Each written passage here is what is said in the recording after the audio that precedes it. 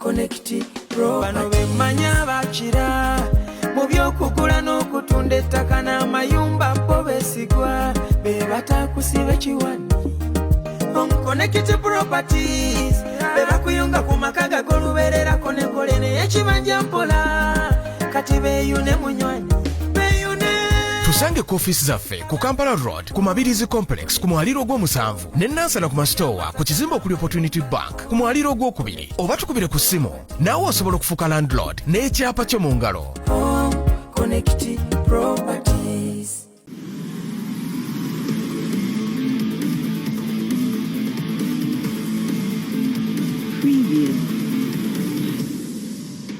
Omulungi atulaba nkwaniriza nate nenkwebaza okutwegattako nga bulijjo tukola bulungi nnyo kubanga togoberera bitukola wano ku mukutu gwaffe ogwa YouTube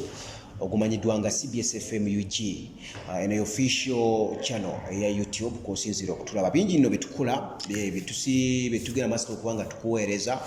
era nga mu byo mwe muli programu ya Sports Colors ogiye kutuusaako buli lunaku olwokusatu n'olunaku olw'omukaaga nga tulaba ensonga z'ebyemizannyo ez'enjawulo nga bwe zitambula tulaba munda mu ggwanga Uganda n'ebweru waalyo ne tukuteekateeka obulungi n'ofuuka omumanyi n'otambula n'okumanyi mu nsi eno kati ey'omutimbagano kye tuyita internet official page eno ya YouTube ejja kusobozesa okubanga ate ogoberera ensonga z'ebyemizannyo nga bwe zitambula. Nze Kanakulya Rajab Bogere tutambula ne bannaffe aba Home Connect Properties Uganda Limited abatukoze obulungi obutagambika okulaba nga munnayuganda wenna ekiroto kye ekyokubaako obulungi ekiroto kye ekyokuzimba enjuuyo ekiroto ekyokugula ku ttaka kituukirira 2023 abeere wanjawulo ng'ebyaganye mu 2022 tubikulambululira tukuzigira wajjojja okusobola okubituukiriza funa ettaka funa poloti enju ejja kwanguyira ojja teekayo mpola bajja kuzimbira enju bennyini aba Home Connect Properties Uganda Limited olw'ensonga nti bakuguka mu byakulaakulanya ttaka bagula ettaka batunda ettaka balabirira ebyobugagga gamba ng'ebizimbe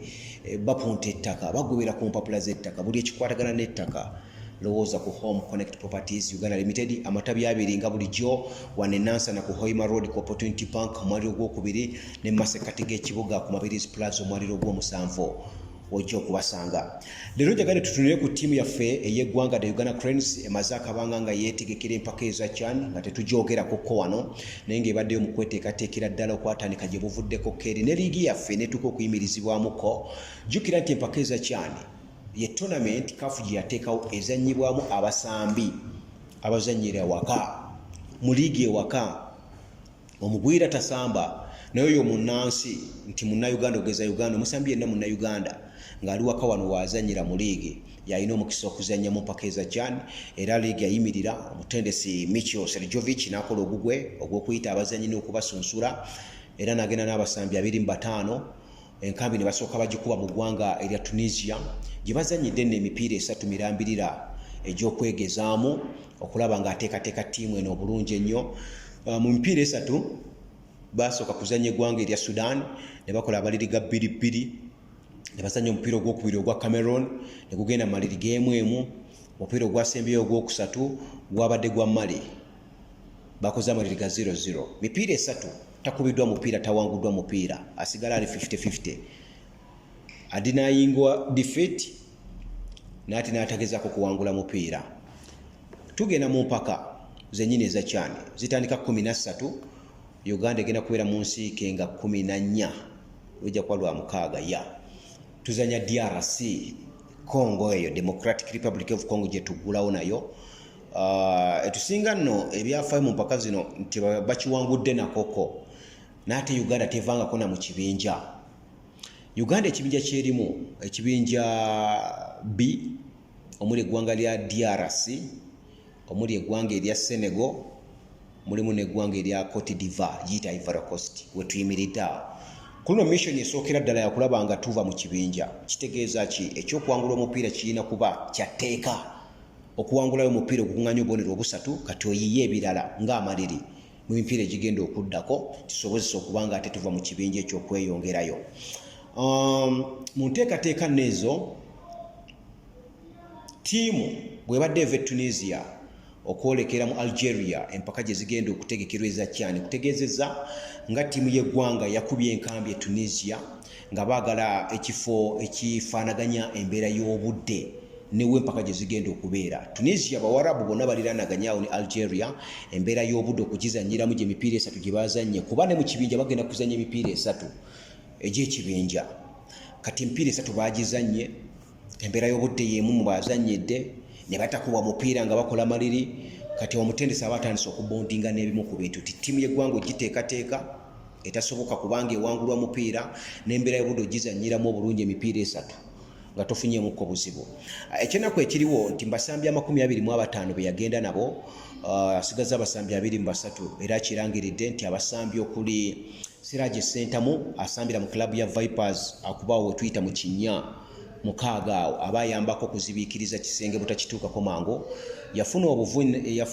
obuvune mupiira gwali gwa Cameroon ogwali ogw'emwemu yafunira obuvune tagenda kusobola kutuyamba mu mpaka eza kyani. Omusambi w'okubiri era wa klabu ya Vipers Najibu Yiga oyalwalidde mu gwasembyeyo ogwa Mali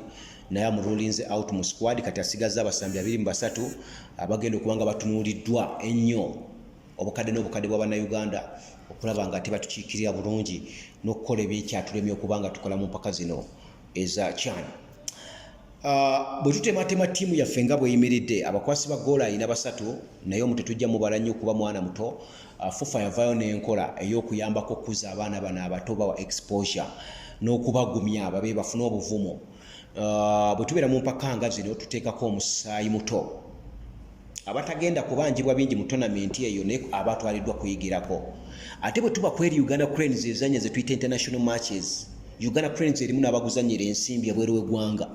eyo yo kuba kwasiba goola 3 omutendesi bagenda nabo mu tournament eno ba sanctioninga kuyina okubaako ng'etteeka atakwatire waka ne bo bana abakwata obulungi nga bali mitala w'amayanja nga bana otwalako 2 ekifo ekimu kyoyo abaakira banne wane wakaso yenteekateeka eyo. Kati twesanze nga abakwasi ba goal tuyina Alionzi Nafian wensuubira nti ayinza okubeera first choice goalkeeper era mu kampeni ya kyani eno qualifying ali musaale nnyo nga tuzanye eggwanga lya Tanzania ayinza okusooka mu goal mu ndowooza eyange. Then Joel Mutakubwa omusambi owa ttiimu ya Gaddafi FC yali ku standby ya mumyuka assistant goalkeeper. Goalkeeper wokusatu Jakumako ekimwana muto nnyo akwatira ku klabu ya Vipers naye ne mu goal tabaamu gyali akuzibwa bukuzibwa kuba Vipers erina abavubuka balina ono Mudekereza yasookamu then Fabian Mutombora waali kati omuvubuka ono balinayo n'ekigundu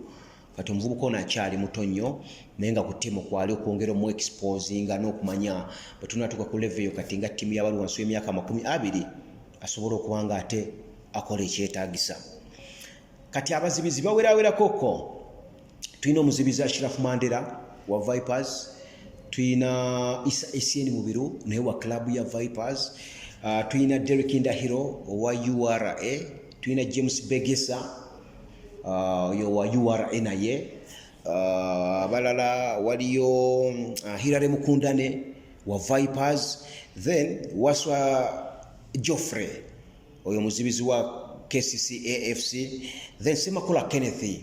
oyo wa Sports Club Villa ne Gift Fred wa Sports Club Villa. Bebasambi abo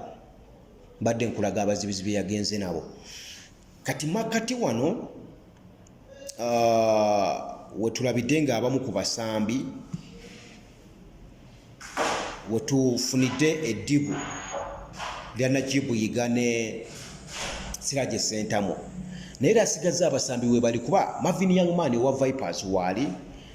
Abdukarimu Watambala wa Vipers wali, Moses Waiswa Ndondi wa KCCA waliwo Milton Kaliso wa Vipers, Ibrahim Oriti wa Vipers, Mutiaba Travis wa Sports Club Villa ne Adiro Moses wa Wakiso Giants. Bonna bawutanye olaba nti omuwendo wakiri weeguli oguwerawerako gw'abasambi abasobola okubanga ate bakimekinga naye newankubadde bonna agenda mu buvunaanyizibwa wetunafuyemukko ye department gye tuyita ya defensive midfielders. Siraje Ssentamu waavudde babaddewo ne Marvin Youngman. Kati ubona akozesa system y'okubisa abantu aba babiri ogezaako okuziyiza omulabe oba opponent okutuuka mangu ku kisenge ekyo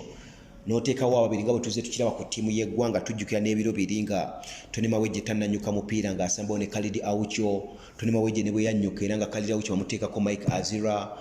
mu mbeera bataddewo Lwanga nga babeerawo awo. Kati ndowoozaamukko wano nti option gy'abasigazza okusambisa ba defensive midfielders ababiri kwa wano bona bekumenyedde bonna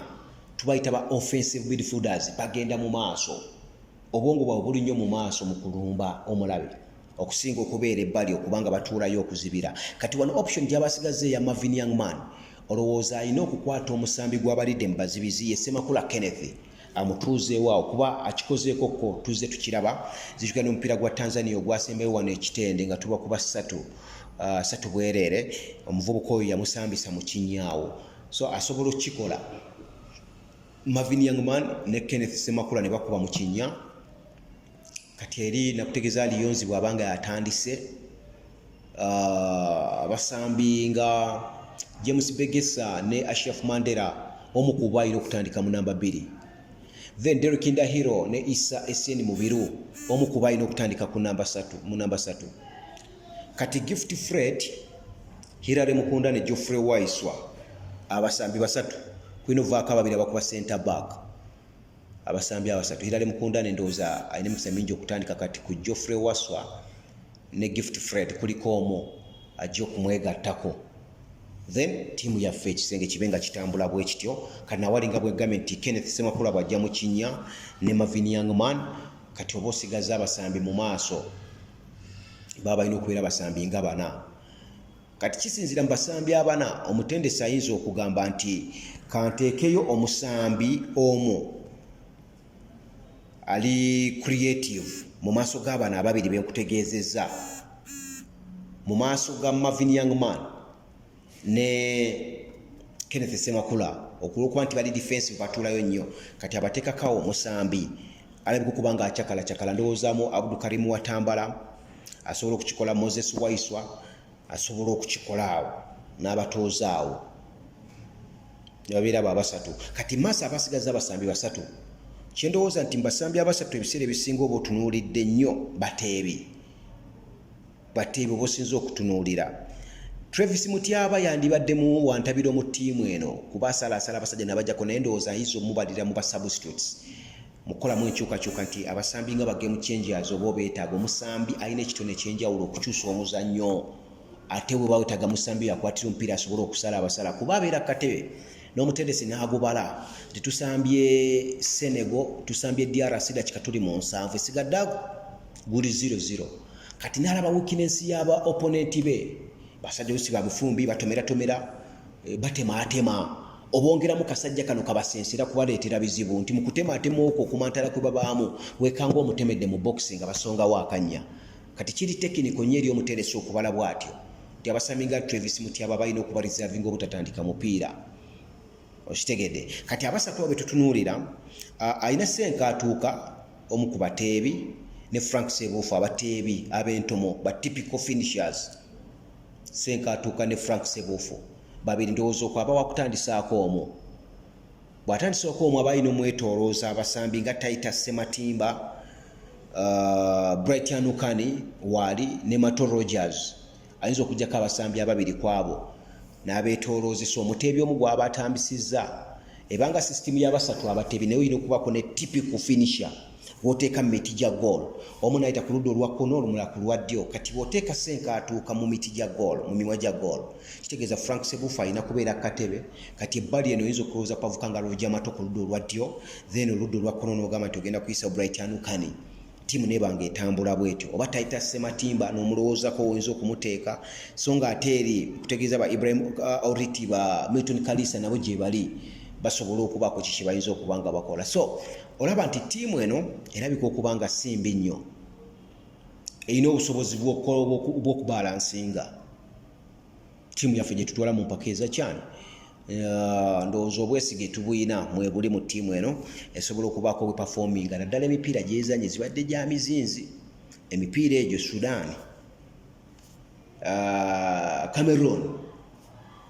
n'eggwanga erya Mali bonna nga tibakukubye naye nga toli mu kugezesa ttiimu yo kati ttiimu evuddemu ekiwuggwe kisooka ogizimbidde awamu otegedde amaanyi ga buli muntu osambidde mu mbeera y'obudde bwe bumu abavubuka obatadde awamu ne bazamba omupiira kati ekisembayo ekyokumanya nti kati obambaza mutima gwa kibija gwa kuvuganya twagala bubonero ndowooza kiyinza obutabeera kizibu nnyo otunuulira bidi y'abavubuka ani ayinza okuteerawo omubiri n'ogukuyiirawo then nokola team selection eyinza obutakulumya mutwe esobola okwaŋŋanga DRC esobola okwaŋŋanga aba Senegal nesobola okwaŋŋanga aba Cote d'Ivoire mu nteekateeka eyo ebiseera ebisinga empaka zino eza CHAN zipimirwa nnyo ku liigi z'amawanga ageetabayo nga bwe gambye nti abasambira awaka mu liigi bebasamba mu mpaka zino kati batunira nnyo ekipimo kyaki kya liigi yo ani asinza liigi ey'amaanyi bw'olaba ekibinja kyaffe oli ayinza okulowoozesa ate nga bwe kiri DRC liigi yaabwe tusingira ddala amaanyi kubeera ojja kulaba nokulaba nga batera okubudamya ku basambi baffe ne bagendayo ttiimu esasulwa bulungi ttiimu eyina liigi esasula bulungi liigi eyina ttiimu ez'amaanyi ojja kwogera ku ttiimu ezivuganyiza ku lukalu lwa Africa nga TP Mazembe Vipers eyo gye yakukuta nayo okugyamu ttiimu ngazi AS Vita y'amaanyi nnyo ttiimu ngazi Don Bosco y'amaanyi nnyo n'endala so olaba nti batusingako n'ensimbi nnyingi mu liigi yaabwe kati bw'ogenda ku ya Senegal naye sobola okubaamu kolungu baguba newankubadde bwe kiddayo ku lukalu lwa Africa tolina woziraba nnyo mu performinga bulungi ez'Ekongo zisingako eza Senegal tezitera nnyo n'eza Ivory Coast yabeeranga ne Asekimimosa mu gyekyenda yakwatako ku sports club Ville eyo mu gyekyenda eyo naye kati zaayiika tezikyaliyo nnyo tezikyavuga nnyo bwe tujja ku continent kitegeeza nti bwe ziba tezikyavuga nnyo tezitiisa kyekisooka kati ziyinza okwakalira bwe ziba zeesize basambi b'awaka ziba teziteekawo fear factor eyo nti bakola nnyo ino mu lugendo bapimirako nti ku lukalu ku continent baakabi bakabejja kati abo n'obazza wali kati nebo nodda ku DRC era zitipi Mazembe ziringa ez'entiisa ne ku continent ezirabika obulungi noddayo n'okyebuuza kikale bwe batipi Mazembe erabika bulungi SVT erabika bulungi kati nga tudda ku kika ky'abasambi abalina okuba nga bakola kibasamba mu mpaka zino nga bwe nakugambye nti omusambi ali mu liigi nga munnansi kati ekitera okuba nga kikuba amawanga gano kwe kubanga oyina liigi ey'amaanyi erabika okuba nga esinga eya Uganda naye nga abasambi abafudde liigi okuba ey'amaanyi era ey'enkizo ate bagwira ogula bagule nti tipi Mazembe egula aba Tanzania egula aba Ghana egula aba Ivory Coast ne bajja bakuba eno omupiira negula n'Abazambia bwe tutuuka ku mpaka eza CHAN n'ogenda otuuka okulaba nga kumpi abasambi ate aba DRC abalina ogisambira baba bench players kuba baate aba machinery ba pro be batandika ku ttiimu ya tipi Mazembe omwana omunnansi atandikira katebe ne playing time oluusi tagifuna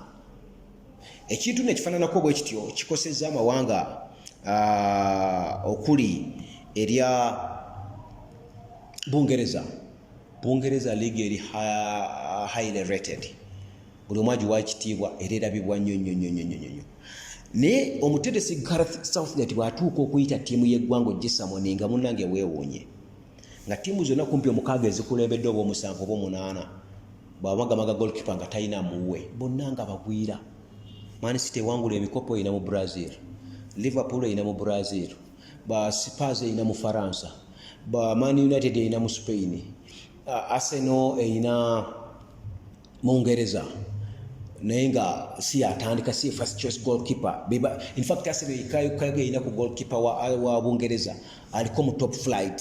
Chelsea erina mu Spana na mu Senegal so kati mu mbeera olaba nga kikuba ttiimu y'eggwanga bw'eba eyitiddwa nti Jordan Pickford gwogenda okuleeta owa ttiimu eno eya Everton bali eri olukeesa lwe babala balinga nkoko ya mutamiivu ogenda tandika okubalabala abasambi awo abasinga abali mu club esinga opafominga nga bagwira kati n'amawanga gano eddayo ne bafactor nti tipi Mazembe SVita Don Bosco zituyita ez'amaanyi ekifuula eky'amaanyi balina sente nnyingi bagula abagwira ne bazannya tutukosamuninga ttiimu ya CHAN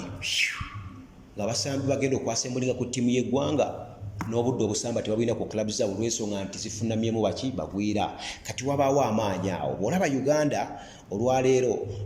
liigi yaffe dominatingiddwa nnyo abaana bawaka.